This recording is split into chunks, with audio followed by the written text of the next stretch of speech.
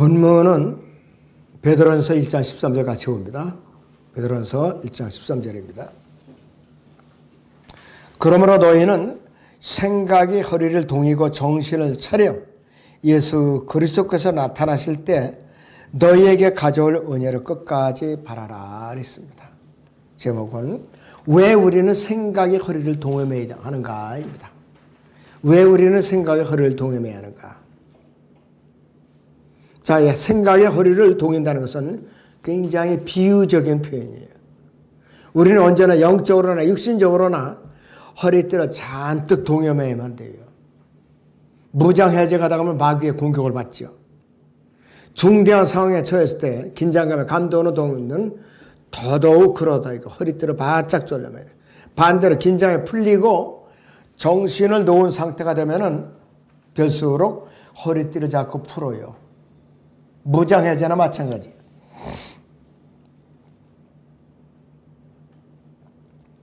자, 그래서 무엇인가 중대한 일을 준비하면은, 결단에 쳐 있다면은 허리띠부터 이제 바짝 졸려매는 게 사람의 본성이에요. 그 정신을 바짝 차리고 있는 상태라면은 더 그런데 우리는 허리띠를 걸러놓은 채로는 아무것도 할 수가 없어요. 군대의 사병들, 병사들 보세요. 허리띠를 바짝 졸려매게 하죠. 허리띠를 바짝 졸려매요. 거기에는 이제 탄알집이 묶여 있고 수통이 묶여 있어요. 비상용이에요. 허리띠 풀으면은 전투가 효과적으로 할 수가 없어요. 우리 그리스도인들도 마찬가지예요. 더 나아가서 우리는 생각의 허리띠를 바짝 동여야 돼요. 정신을 차려야 되죠. 딴 곳에 정신을 팔고 앉아있으면 안 된다 이것이에요. 그래서 예수 그리스도께서 여러분들은 이제 데리러 공중으로 오실 때가 가까울수록 더욱 허리띠를 종여매야 되는 것이에요. 그런데 어떻게 된 일인지 갈수록 허리띠를 풀어내고 있더라 이게 사람들이. 기독교계를 보면 알 수 있어요. 지금 다 허리띠를 풀어내고 사람들은 서로 시기하고 질투하고 원망하고 모함하고 저주하기 일쓰고 나라의 치리자를 욕설을 퍼붓고 그게 일수예요. 그 그리스도인들 입에서 나오는 거예요. 지금 그리스도인들인지 아닌지는 저는 몰라요. 거듭나지는 않은지 확인이 안 된 거니까. 근데 그렇게 하고 있더라니까. 이게 현실이에요. 지금. 그럼 저랑 여러분들 현재 어떤 상태에 있는가? 아차하면 똑같아요. 다를 거 없어요.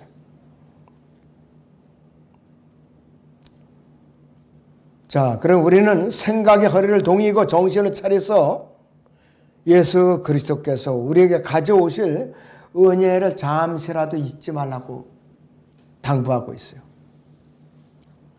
깨어있으라는 명령은 예수 그리스도의 다시 오신 즉 공중 재림과 관련해서 성경에서 늘 강조하고 있어요. 성경에서 깨어있으라는 말. 그런데 깨어있지 않으면은 주님께서 오셨을 때 난감한 꼴을 당한다 이거예요. 로마서 13장 11절을 보죠. 로마서 13장의 11절을 같이 보겠습니다.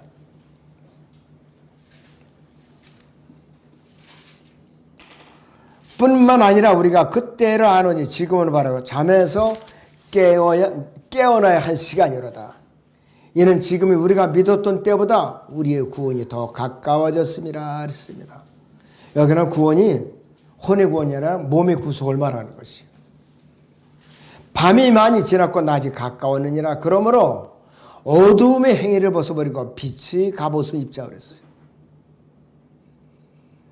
낮에와 같이 단정하고 흥청거리거나 술 취하지 말며 음란하거나 방탕하지 말고 다투거나 시기하지 말고 오직 주 예수 그리스도로 옷 입고 정욕을 채우려고 육신을 위해 계획하지 말라 했습니다. 그런데 우리가 잠시 한을 팔고 눈을 들어서 세상을 보면은 엉망진창이죠. 엉망진창이에요. 그리스도인들이 여기 흡수돼서 동화에서 들어가면 안 돼요. 큰일 나는 거예요. 근데 동화에서 들어가고 있어요. 전부 다. 예수 그리스도께서도 강조하셨죠. 깨어있으라고. 자, 그분께서 다시 오시는 상황을 밤에 도둑같이 오는 것에 비유하는 것은 사도 바울도 마찬가지로 강조하고 있어요. 사도 바울도. 데살로니가전서 5장을 봅니다. 자, 데살로니가서 5장에 2절에서 6절까지 보겠습니다. 이는 주의 날이 밤에 도둑같이 오리라는 것을 너희 자신이 정확히 알고 있기 때문이라고 했어요. AD 60년경에 데살로니가 성도들에게 너희가 정확히 알고 있다고 그러고 했어요. 그들이 평안하다 안전하다고 말할 때 아이벤 여인에게 진통이 오듯 갑작스러운 멸망이 그들에게 임하리니 결코 피하지 못하리라. 그러나 형제들아 너희는 어두움에 있지 아니하냐. 그 날이 너희를 도둑같이 덮치지 못하리라. 너희는 모두 빛의 자녀들이며 낮의 자녀들이라. 우리는 밤이나 어둠에 속하지 아니하노라. 그러나 우리는 다른 사람들과 같이 자지 말고 깨어 있어 정신을 차리자 했습니다. 정신을 차리자 그랬어요. 사도 요한도 영안에서 셋째 하늘에 올라가서 대환란의 상영 이제 목격하기 위해서 셋째 하늘로 이제 끌려 올라갔어요. 요한계시록 3장 3절 보세요. 자, 요한계시록 3장 3절을 보시죠.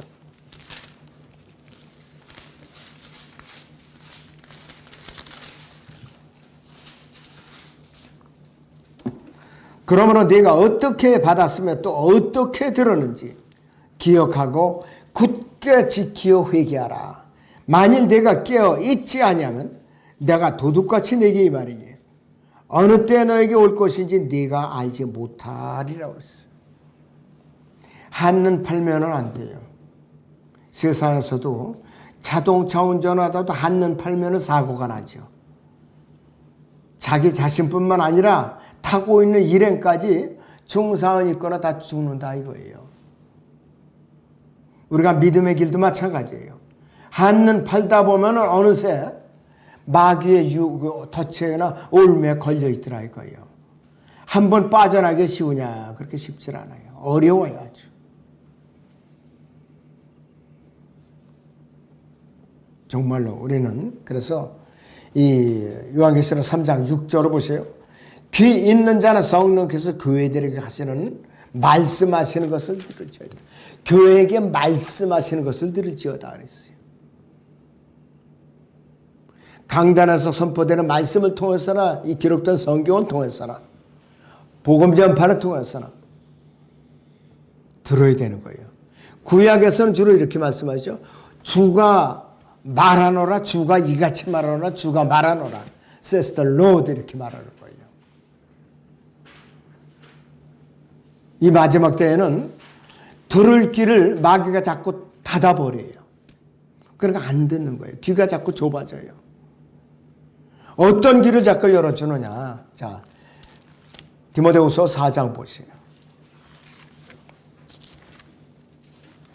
디모데후서 4장.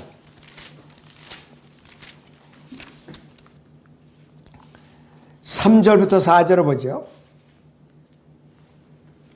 때가 이르리니 그래서 때가 이르리니 사람들이 건전한 교리를 견디지 못하고 그들 자신의 정욕에 따라 가려운 길을 즐겁게 해준 선생들은 많이 들으라고 했어요. 듣기 좋은 말만 듣기는 거, 골라서 듣기 좋은 말만 듣는 것이에요. 또한 그들이 길을 진리에서 돌이켜 꾸며낸 이야기로 돌리리라 그랬습니다.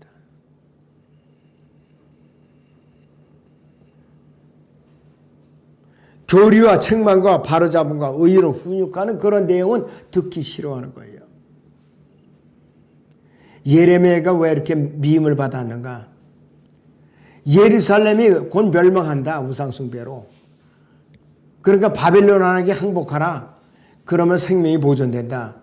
그러니까 이 시드키야 왕부터 시작해갖고 거짓 선지자들, 고관들이 예레미야를 죽이고 싶어서 안달을 했던 거예요.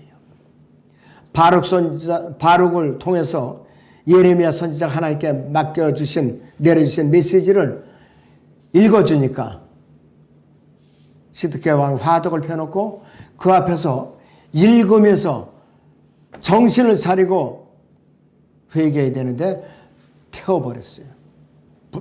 칼로 찔러 태워버렸다 이거예요. 결국 시드기야 왕은 어떻게 됐어요? 체포됐죠? 이집트로 도망가다 체포됐어요.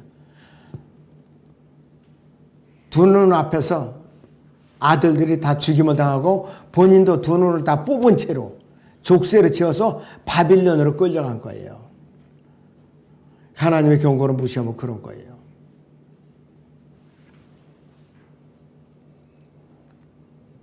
자, 주 예수 그리스도께서 다시 오시는 때를 우리에게 알려주시지 않는 이유가 뭐냐 이거예요. 구체적으로 알려주시지 않는 이유는 우리가 항상 깨어 있도록 하려는 목적이에요. 어떤 사람들은 오순절에만 목을 매달고 있어요. 물론 교리적으로 그때 오셔요. 여기서 본문 베드로서 1장 13절에서 그러므로 너희는 생각의 허리를 놓이고 정신을 차려 예수 그리스도께서 나타나실 때에 너희에게 가져올 은혜를 끝까지 바라라 그랬어요. 이 구절 자체가 교리적으로는 지상 재림하시는 예수 그리스도를 맞이하는 유대인들을 말하는 것이에요. 바로 베드로 전후서는 바빌론에 흩어져 있는 유대인 그리스도인들을 향해서 베드로가 쓴 거예요. 그래서 여기서 나오는 은혜는 베드로가 이 베드로전서 1장 9절에서 10절을 보죠. 베드로전서 1장 9절에서 10절을 봅니다. 이는 너희 믿음의 결과 곧 너희 혼들의 구원을 받음이라. 이 구원에 관해서는 너희에게 임할 은혜에 관하여 예언한 선지자들이 열심히 조사하고 살펴보던 것이며 그들 안에 계시던 그리스도의 영이 그리스도의 고난과 다가올 영광을 미리 증거하실 때 그 영이 무엇을 또 어떤 시기를 지시하는지 탐구했던 것이라 했습니다. 이것은 우리 그리스도인들에게 해당되는 말이에요. 그리스도인들에게. 그러나 베드로전서 1장 13절은 지상 재림하시는 예수 그리스도를 기다리는 유대인들에게 해당되는 은혜라 이것이에요. 바로.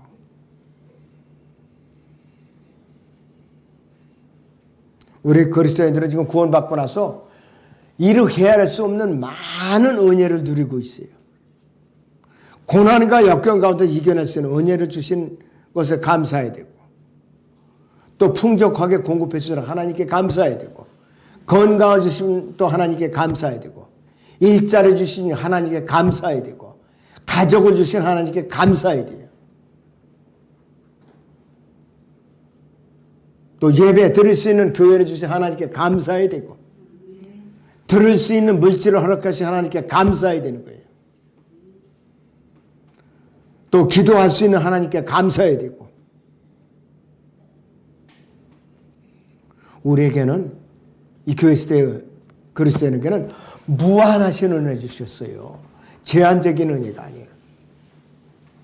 그런데 이 베드로전서 1장 13절의 은혜는 제한적인 은혜예요.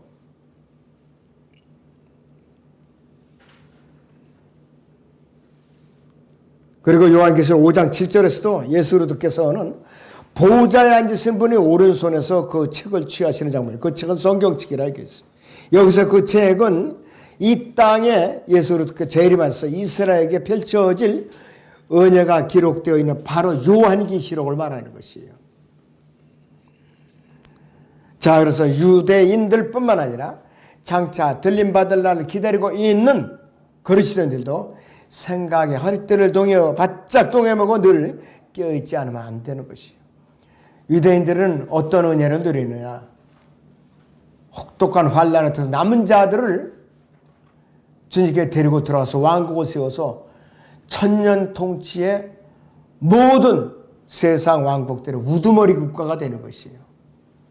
그리고 예수 그리스도를 왕으로서 직접 섬기는 은혜를 누리는 거예요. 바로 그 은혜를 말하는 것이죠. 그래서 자, 우리 교회 시대에 그리스도인들이 생각의 허리띠를 동요매하는 김박성이 주님의 공중 재림과 관련된 두 가지 성경을 제가 소개해드리고 마치죠. 첫째는 고린도전서 15장을 봅니다.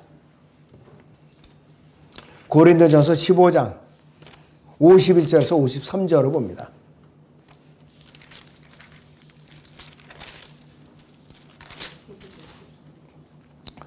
보라, 내가 너에게 한 가지 신비를 말하노니 우리가 다 잠잘 것이 아니요 오히려 우리가 모두 변화될 것이니 마지막 나팔 소리에 눈 깜짝하는 순간에 그러하리라.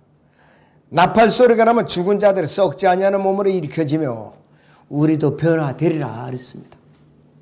그리하여 이 썩을 몸이 반드시 썩지 아니할 몸을 입고 이 죽을 몸이 반드시 죽지 아니할 몸을 입으리라 그랬습니다. 이래서 생각의 허리를 동여매고 있어야 되는 거야. 그 다음에 데살로니가 전서 5장 보죠.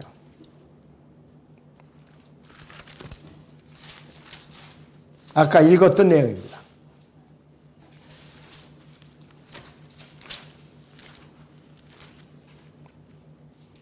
1절부터 그러나 형제들아 그때와 시기에 관해서 너희에게 쓸 필요가 없으니 이는 주의 날이 밤에 도둑같이 오르려는 것을 너희 자신이 정확히 알고 있기 때문이라.